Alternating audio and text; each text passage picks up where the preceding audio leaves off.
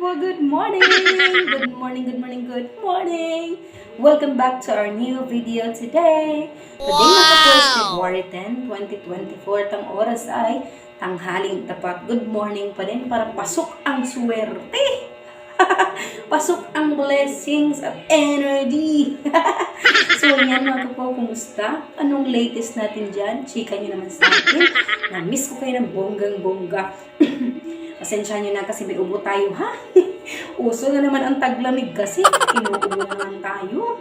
So, ayan mga kapwa. Ako po humingi sa inyo ng tawad dahil ngayon na uli ako nakagawa ng ating video. Ngayon lang ulit tayo makaka-upload sa ating YouTube channel, sa FB page, at higit sa lahat sa ating TikTok. At bago ang lahat dyan kapwa, syempre magpapasalamat muna ako sa inyo sa walang sawang suporta talaga. Grabe, grabe talaga. Sa aking mga subscribers, followers, at higit sa lahat sa aking mga kapwa dyan. At sa aking mga nagmamahal, kay kapwa, sa aking mga pamilya. Ano na yung nanay ko ay #1 followers ko yun. Sa aking mga kapatid, sa aking mga close friends, at sa lahat, nagmamahal sa akin. Charot. Baka naman, February 14. Happy Valentine's Day, everyone. So, ayan na, balikan na natin kung bakit wala tayong upload for past few months. Last 2023 kapwa, celebrating ang Christmas, New Year, o diba? So, ang upload ko kapwa, mga ano pa yun, mga mid of October pa lang. Wala na talaga akong masyadong upload. Alam niyo po ba kung bakit kapwa?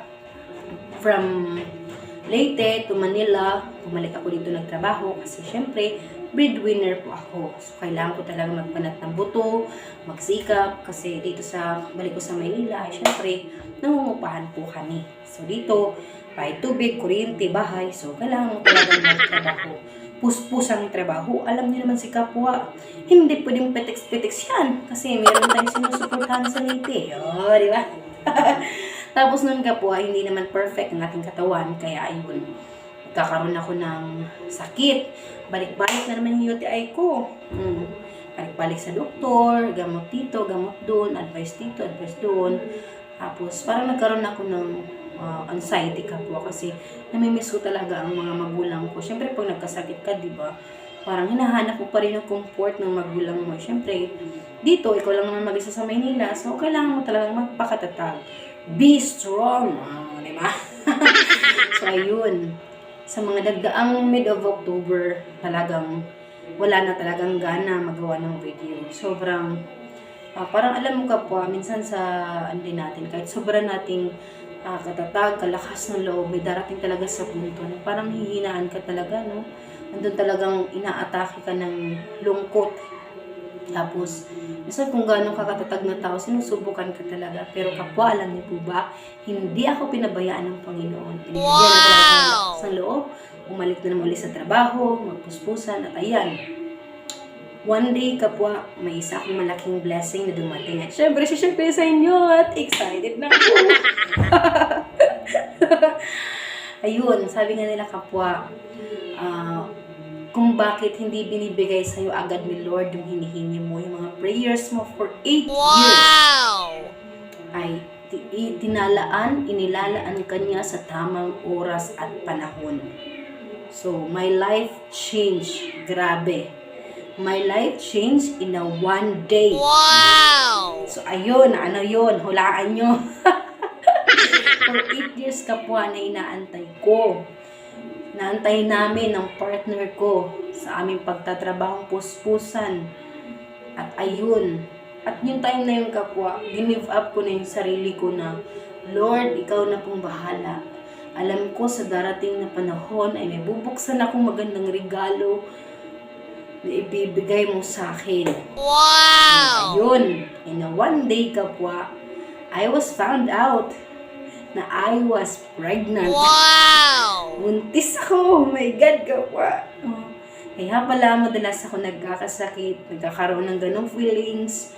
Kung bakit ako ganon yung katawan ko kasi I was pregnant. Oh, di ba? Buntis kami. Wow! Ang partner ko. For 8 years, kapwa. Grabe.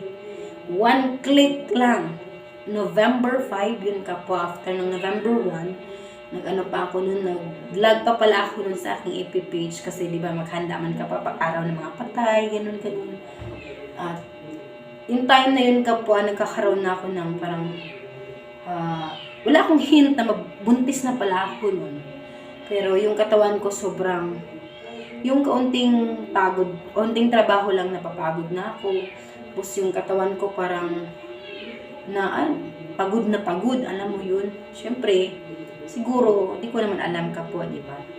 So, God gave me the best gift ever Wow! na hindi ko makalimutan sa buong buhay ko na magiging isa na akong ina. Wow! Motherhood journey. Naiiyak ako. Alam mo yun? Magiging mama na ako.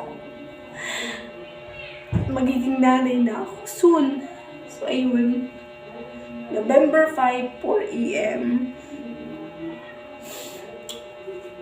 Nag-PT ako and I was found out na I was pregnant for 5 weeks and 6 days.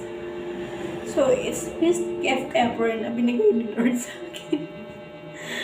Grabe. Sorry ka po, naiyak ako. Tears of joy. At ayun, nabago yung buhay ko. Nabago yung pananaw ng buhay ko. Hindi ko alam kung it's hormones.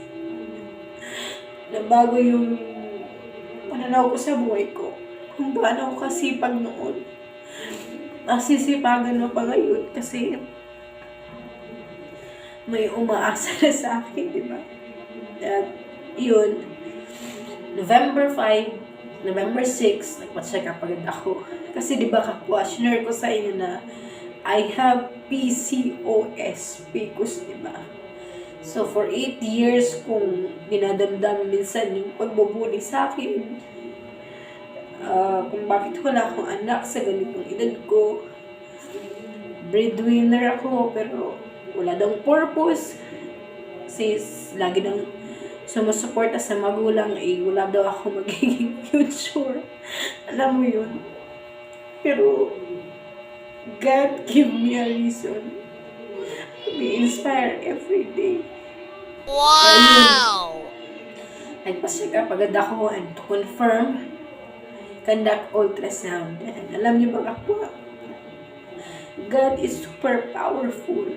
Kasi, nung tinanong ko yung OB-GYN, kasi may PCOS ako, PCOS, diba? Sinare ko na sa inyo yan. At ayaw ko lang gawan lagi ng video yun kasi parang ano sa akin na minsan nasasaktan rin naman ako. Hindi ba ako naniwala? Tanong ko yung OB-GYN niya, tapos sabi niya, clear lahat kung anong meron dun sa ano mo sa bahay bata. At nung chinek niya, wala namang PCOS, wala namang mga cyst, at clear naman yung mattress ko at nakita niya si baby. Wow! 5 weeks and 6 days na si baby kapwa. Kaya yun, my life changed talaga. So, pagpasensya niyo na naiyak ako kasi hindi ko ma-explain yung feelings ko. At makita niya rin to balang araw ng anak ko. So, kapwa, nanay na ako! At ngayon, si baby ay 4 months na. 4 months na siya sa tummy ko, kapwa. Ayan. Nakikinig din siya sa atin. Ayun, simula nun kapwa, November, December, January, hanggang ngayon, hindi ako nagagawa muna ng video kasi parang wala akong extra energy at ngayon ko lang ito na-share sa inyo. Kaya kapwa, maraming salamat sa walang sawang suporta. At sana wag niyo po akong bitawan. Samahan niyo ako sa panibagong yugto ng aking buhay. At maraming salamat. Kasi ano niyo, ang YouTube channel ko ay isa itong inspirasyon sa akin. Nabibigyan ako ng energy, nabibigyan ako ng inspirasyon kung paano lumaban sa hamon ng buhay. Grabe. At napaka-powerful ni Lord. Kaya sana sa mga lahat po na nawawalan ng manggana sa buhay, nawawalan ng sa buhay, lumaban po tayo, huwag po tayo mawala ng pag-asa. lagi ko lang isa sa isip na God is good all the time. May mga pinagdadaanan man tayo ngayon. Tayong bibitaw. Manalangin. At tiwala sa sarili natin na kaya natin araw-araw. Diba, Char? Yung ba naman to? Iiyak ako, grabe. Ay, ayun ka pa. Salamat sa walang sawang suporta. At, ayun, sa susunod nating mga vlog, share ko na sa inyo kung ano mga pinagdadaanan ko, kung bakit. Na, kung wala tayong energy, no? Kaya ayun, simula sa araw na to ay maraming salamat po sa lahat at until my next video. And yun lang, thank you Lord for the gift of life for this day and so on and so forth. So yun lang, good luck and be kind as always, pray as always for our coming baby soon. No? 4 months ng ating baby. So, by next March, sana, Lord, gabayan niyo po ako lagi, araw-araw. Thank you mga kapuan. Until our next video. Bye-bye. We love you always.